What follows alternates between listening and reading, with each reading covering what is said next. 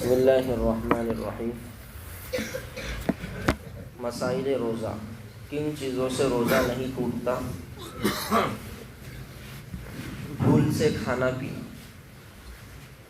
اگر روزہ دار بھول کر کچھ کھا پی لے تو اس سے اس کا روزہ نہیں ٹوٹے گا، بہشتی زیور۔ آنکھ میں سرما لگانا اور دوا ڈالنا۔ آنکھ میں دوا ڈالنے اور سرما لگانے سے روزہ نہیں ٹوٹے گا، اگرچہ دوا اور سرمے کا اثر و مزہ تھوک میں ظاہر ہو اور اس کا مزہ حلق میں محسوس ہو تو بھی روزہ نہیں ٹوٹے گا، اس لیے کہ آنکھ میں دوا ڈالنے سے دوا براہ راست حلق یا دماغ تک نہیں پہنچتی۔ اور قاعدہ کلیہ یہ ہے، جو چیز جسم میں موجود فطری سوراخ جیسے کان، ناک، شرمگاہ، منہ وغیرہ میں ڈالی جائے اور وہ دماغ، حلق اور پیٹ تک پہنچ جائے تو اس سے روزہ ٹوٹ جائے گا۔ آنکھ فطری سوراخ نہیں ہے، لہٰذا آنکھ میں دوا ڈالنے سے روزہ نہیں ٹوٹے گا۔ فتاوی رحمیہ۔ عطر اور پھول سونگھنا۔ خوشبودار عطریات اور پھول سونگھنے سے روزہ نہیں ٹوٹے گا۔ تھوک نگل جانا۔ روزے کی حالت میں منہ میں تھوک جمع ہو گیا اور اس کو نگل گیا تو اس سے روزہ نہیں ٹوٹے گا۔ فتاوی عالمگیر۔ نیند میں احتلام، منی کا نکلنا۔ روزے کی حالت میں نیند میں احتلام ہو گیا، یعنی نیند کی حالت میں کوئی ایسا خواب دیکھا جس سے منی نکل آئی تو اس پر غسل فرض ہو گیا۔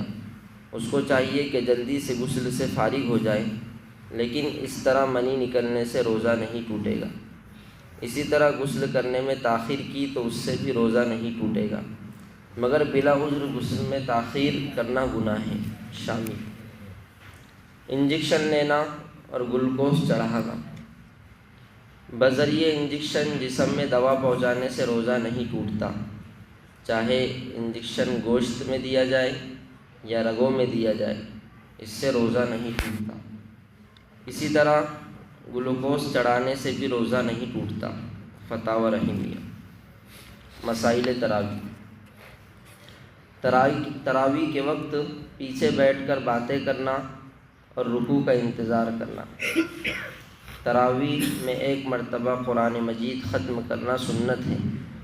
بعض لوگ اس سنت کا بھی اہتمام نہیں کرتے اور تراویح میں پیچھے بیٹھے رہتے ہیں، اور امام جب رکوع کرتا ہے تو جلدی سے کھڑے ہو کر رکوع میں امام کے ساتھ شامل ہو جاتے ہیں۔ یہ عمل سستی و کوتاہی اور بے رغبتی پر دلالت کرتا ہے اور اللہ کے کلام کی طرف سے اعراض ہے اور وبال کی چیز ہے اور منافقوں کے عمل سے ملتا جلتا ہے۔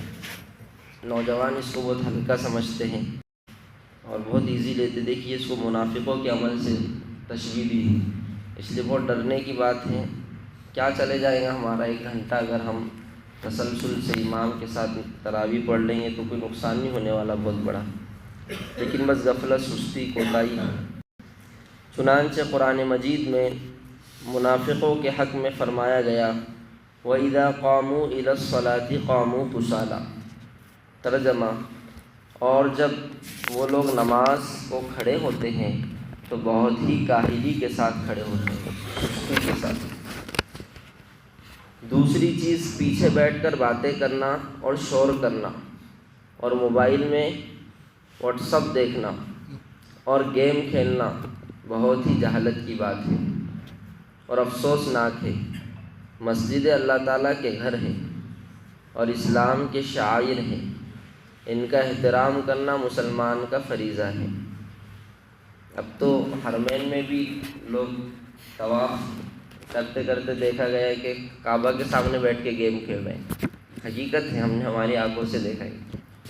تو یہ غفلت اتنی چھائی خاص طور پہ نوجوانوں پر، بس اللہ کی پناہ، کوئی لینا دینا نہیں ان کو، نہ مسجد سے، نہ حرم شریف سے، نہ کچھ، نہ کیا۔ تو اس لیے بہت ضرورت ہے ان چیزوں کی طرف توجہ دینے کی۔